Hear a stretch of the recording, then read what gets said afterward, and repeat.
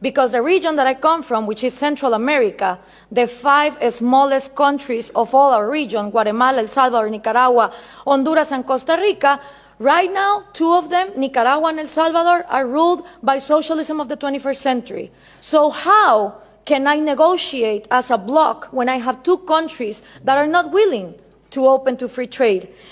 And for these 3 ways to work, you need to understand something about Latin America. I had 2 slides, 2 pictures, if we could put them on, please.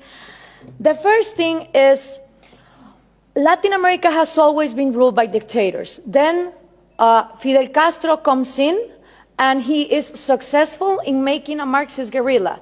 In the moment that Castro comes in and he makes a Marxist guerrilla, all the countries in Latin America start copying and pasting that model. You had Marxist guerrillas everywhere, Guatemala, Nicaragua, Peru, trying to do the same thing as Castro, financed by the Soviet Union and with the intelligence of Cuba.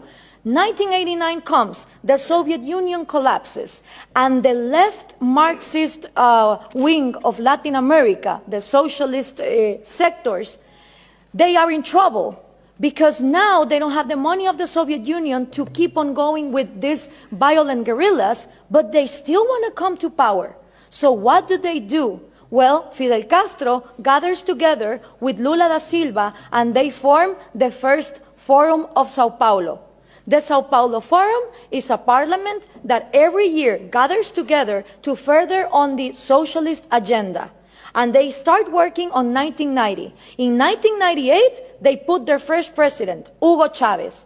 And that was a relief for Cuba because the money that the Soviet Union was lacking to give, the oil of Venezuela started giving.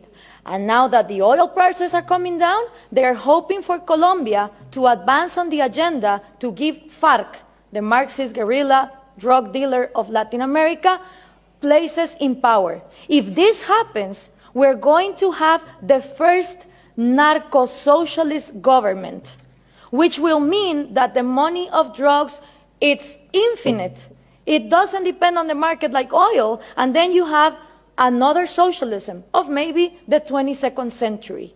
So what we need to understand is this regional strategy is not only put in place in Venezuela, it has been put in place and tested in Brazil, Argentina, Chile, Uruguay, Nicaragua, El Salvador. And the places where they haven't governed, they have people who are waiting to come to power.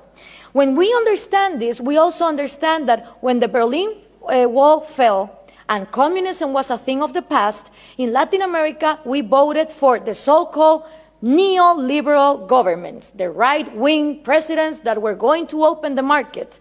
These people gathered together in the Washington Consensus, and they promised that they would give us free market. What did they do? They privatized everything. They privatized electricity, trains, radio stations, but they didn't liberalize them. They gave them as oligopolies and monopolies to their peers, and this created crony capitalism.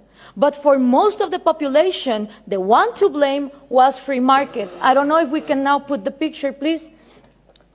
For the people, what is needed to be blamed is free market, when free market has never existed in Latin America. So it's always blaming the government, but expecting more government to come in and solve the problem, like this picture shows here. So what happened then? People started voting for socialism of the 21st century because they were going to, fix the mess that this crony capitalists did in the 90s. Venezuela was going to be the promised land. Caracas was going to be the New York City of Latin America. So what happened? All these people get in power, Chavez, Lula, Correa, Evo Morales, and instead of finishing with the privileges, the crony capitalism, the oligarchies, they become even worse.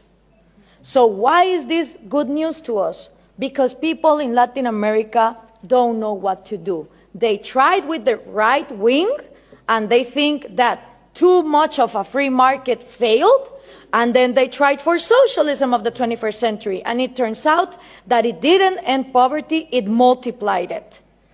So right now, it's a great and excellent opportunity for people like us, for people who really defend liberties and freedom, not only economic liberties, but also individual liberties. Because in a moment where there is frustration to the left and to the right, and everything has been tried, and all of them are statists who want to control the economy, is great news for people like us who want to defend freedom. The examples given here from different regions of the planet demonstrate that freedom works. So what we need to input from Europe to Latin America is the right messages. Those messages include that Scandinavia is not socialist, that we need trade more than aid, and in order for institutions to follow up, it's not about material equality, it's about equality under the law and the rule of law. Thank you very much.